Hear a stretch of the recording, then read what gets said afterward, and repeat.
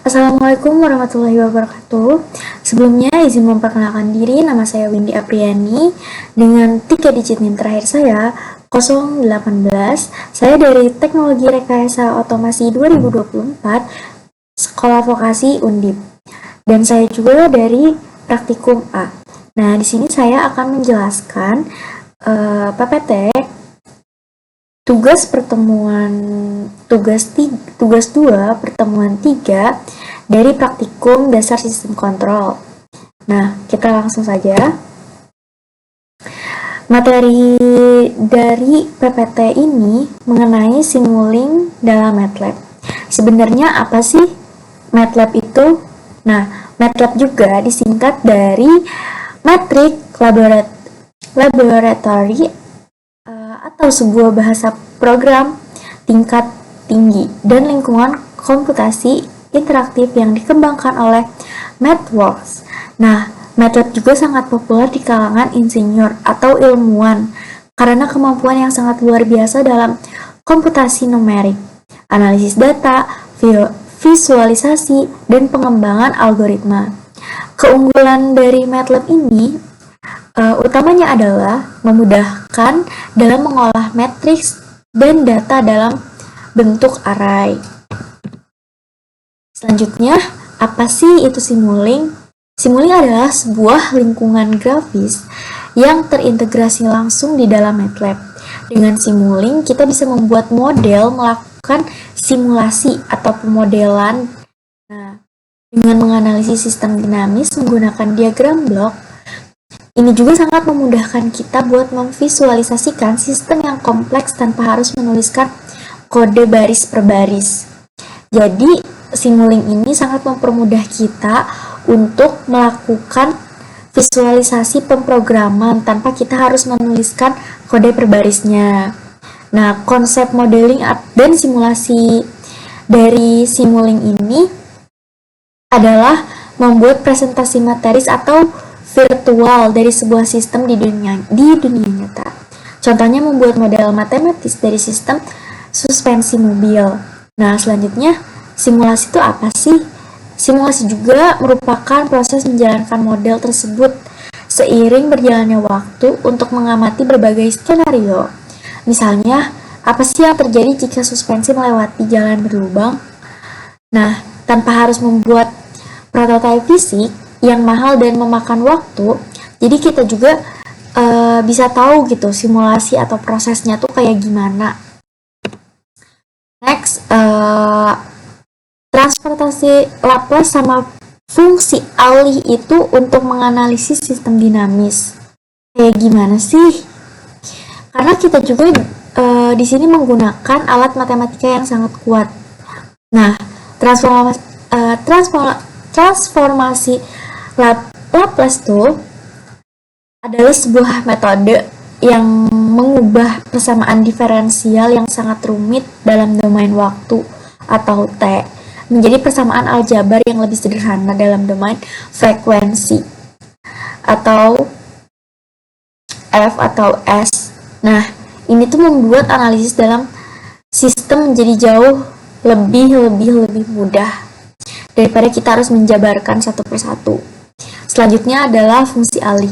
Fungsi alih atau transfer function adalah inti dari pemodelan sistem kontrol. Nah, fungsi alih juga bisa dinotasikan sebagai GS. Itu adalah simbolnya.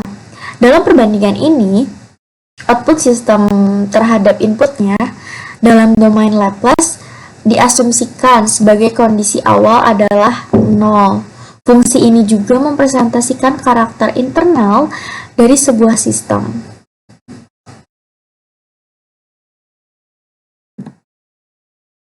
Nah, pemodelan sistem mekanik, elektrik, hidrolik itu tuh merupakan fungsi alih yang bisa diterapkan pada berbagai jenis sistem. Misalkan, di sistem mekanik ada contoh sistem tegas, massa, peredam. Nah, ini tuh menggunakan hukum Newton 2. Kita juga bisa menggunakan persamaan geraknya dengan mengubah menjadi fungsi alih. Lalu selanjutnya ada contoh di sistem elektrik. Pada rangkaian resistor, induktor, atau kapasitor, atau biasa sering kita sebut RLC. Dengan menggunakan hukum Kirchhoff, kita juga dapat menemukan hubungan antara tegangan input-output tanpa menentukan fungsi alihnya. Lalu ada sebuah contoh juga pada sistem hidrolik seperti level air dalam sebuah tangki. Lalu laju aliran masuk dan keluarnya dapat dimodelkan untuk mendapatkan fungsi alih yang menggambarkan ketinggian air sebagai outputnya. Nah, pengenalan sistem kontrol juga bisa kita kenalkan dengan diagram blok. Nah, ini tuh bertujuan untuk mengatur output sebuah sistem agar sesuai dengan nilai yang kita inginkan, atau sering kita sebut juga set point. Diagram blok juga adalah cara standar untuk menggambarkan agar kita dapat mempermudah apa sih input, proses, dan outputnya. Dalam sebuah sistem kontrol juga terdapat sistem kontrol loop tertutup atau feedback.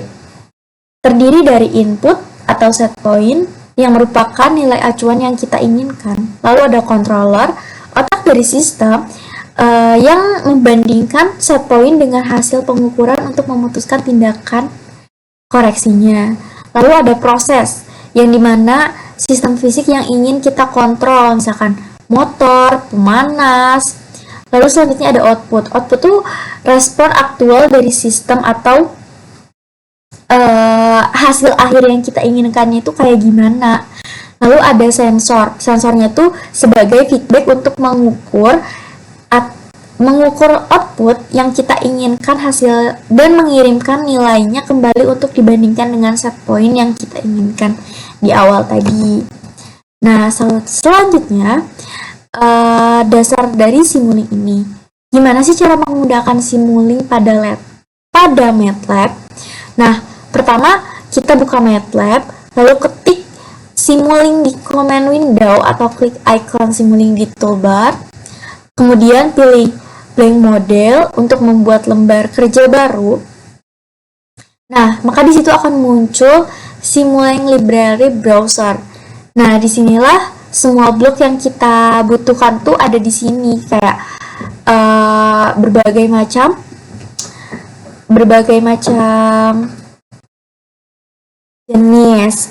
Nah, selanjutnya ada drag and drop. Nah, kita juga bisa mencari blok yang kita butuhkan, lalu kita bisa langsung memasukkannya ke lembar kerja yang kita inginkan. Terus kita menghubungkan blok dengan cara klik pada port output sebuah blok dan tarik garisnya ke port input pada blok yang lainnya. Lalu untuk mengatur parameternya, kita klik 2 kali pada sebuah blok untuk mengubah pengaturannya. Lalu untuk menjalankan simulasinya, kita atur waktu simulasinya, lalu kita klik tombol run untuk melihat hasilnya. Nah, blok sumber di sini juga terbagi beberapa blok dan fungsi-fungsi lainnya seperti blok sumber, yang dimana blok ini tuh generator sinyal atau input untuk sistem yang kita inginkan. Nah, di sini juga terbagi lagi menjadi 3, yaitu step, sine wave, dan konstan, yang dimana step itu memberikan sinyal loncatan dari satu nilai ke nilai lainnya pada waktu tertentu berguna untuk menguji respon sistem.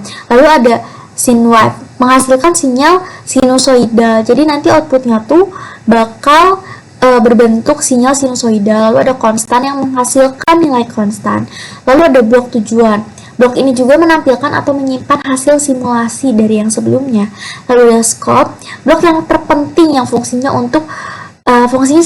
seperti osiloskop virtual untuk menampilkan grafik sinyal terhadap waktu, dan display untuk menampilkan nilai numerik dari sinyal pada saat simulasi berakhir. Nah, ada MATLAB juga. Blok-blok ini berisi sebuah operasi matematika. Selanjutnya ada subtract. Nah, di sini tuh untuk menjumlahkan atau mengurangkan sinyalnya. Lalu ada gain untuk mengalirkan sinyal dengan sebuah konstanta. Nah, selanjutnya ada product atau divide untuk perkalian atau pembagian antara sinyal. Lalu ada metric dan user defined function, yang dimana metrik ini beroperasi untuk melibatkan matriks tersebut. Nah, MATLAB function block juga memungkinkan kita untuk menulis kode script MATLAB tersendiri di dalam blok Simulink yang sangat fleksibel.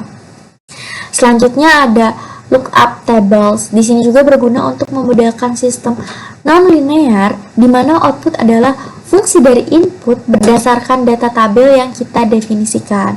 Selanjutnya ada subsystem, yang dimana memungkinkan kita untuk mengelompokkan beberapa blok menjadi satu blok. Ini juga sangat membantu untuk merapikan model yang kompleks, membuatnya agar lebih mudah dibaca. Selanjutnya ada MUX, DMUX, Bus Creator, di mana MUX ini multiplexer yang menggabungkan beberapa sinyal individu menjadi satu sinyal vektor. Selanjutnya ada DMUX, yaitu demultiplexer yang memisahkan sinyal vektor kembali menjadi sinyal individu. Selanjutnya ada bus creator atau selector, mirip seperti MUX atau DMUX, namun sinyalnya itu bus yang lebih terstruktur, di mana setiap sinyal di dalamnya bisa memiliki nama.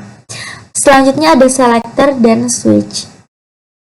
Selector ini untuk memilih elemen tertentu dari sebuah vektor atau matriks. Nah, switch juga berfungsi sebagai saklar yang meneruskan sinyal dari input pertama atau kedua berdasarkan kondisi pada input control. Selanjutnya ada using M-files, yang dimana dengan Simulink ini kita dapat mendefinisikan semua parameter sistem seperti nilai RLC, di mana M-file ini menjalankan sebelum simulasi. Nah, membuat model yang kita inginkan itu lebih rapi dan mudah diubah-ubah. Selanjutnya ada logic operator. Ini juga beroperasi logikanya seperti AND, OR, NOT yang digunakan dalam sistem kontrol digital dan logika. Nah, mungkin cukup sekian untuk PPT yang saya jelaskan. Selanjutnya saya akan masuk ke simulasi pada aplikasi MATLAB. Nah, karena di sini saya sudah membuka aplikasi Simulink-nya, langsung saja pada percobaan pertama kita akan membuat gelombang sinusoidal. Pertama kita mencari dulu gelombang sinusnya. Kita cari ini. Lalu untuk kedua kita mencari sinnya. Nah, klik ini 2 kali, lalu kita cari scope. Nah, scope ini untuk melihatkan si gelombangnya. Oke. Nah, kita akan sambungkan ke scope tersebut, lalu kita akan mengeran untuk melihat hasilnya. Nah, kita klik 2 kali pada scope, lalu di sini akan muncul si gelombang sinusoidalnya. Namun di sini pada nomor 1 gelombangnya.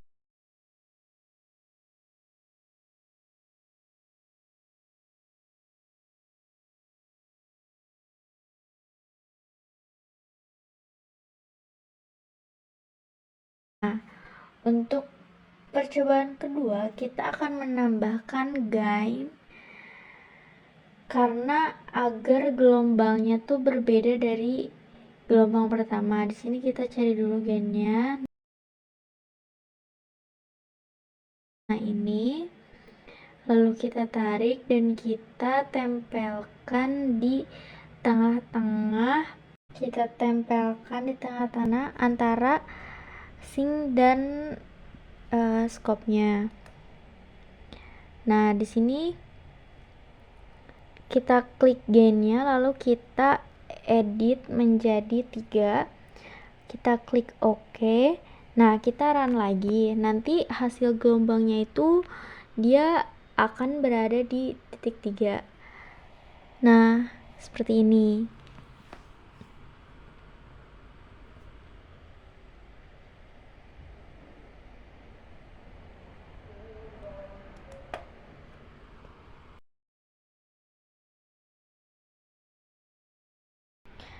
Nah, untuk percobaan ketiga ini, kita akan membuat percobaan matematika. Di sini kita cari dulu. Nah, pertama kita akan mencari add. Kita mencari add dulu. Nah, ini kita klik add-nya.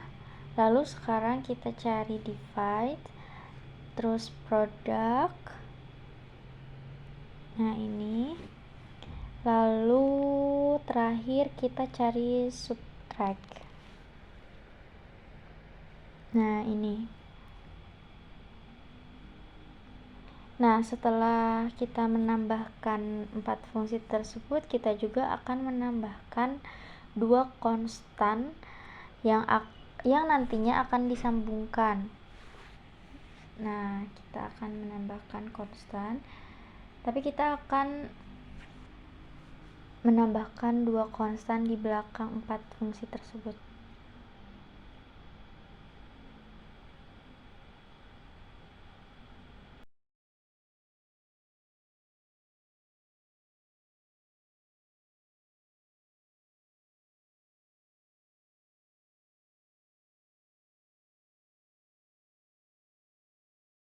Habis itu kita cari display.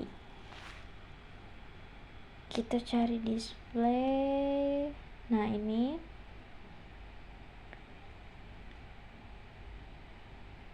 Nah, kita akan menempatkan 4 display untuk 4 percobaan ini.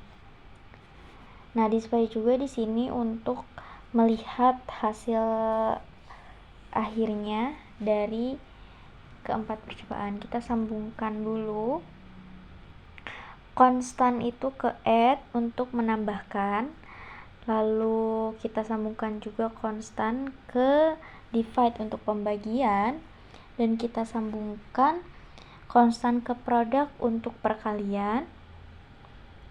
Selanjutnya terakhir kita sambungkan konstan ke subtract untuk penjumlahan dan pengurangan. Nah, habis itu kita akan ngerun dulu. Di sini saya menambahkan add-nya 11111. Maka nilai hasil akhir yang keluarnya akan seperti ini. Jadi langsung gitu, teman-teman, 2. Tapi nilai konstan ini kita akan ubah. Nah, kita akan ubah menjadi 2. Lalu yang kedua kita akan ubah menjadi 20. Lalu kita klik run lagi. Maka nilai hasilnya akan menjadi 22. Dan itu mempermudah kita. Nah, selanjutnya di sini juga saya akan mengubah nilai-nilai pada divide, product, dan subtract.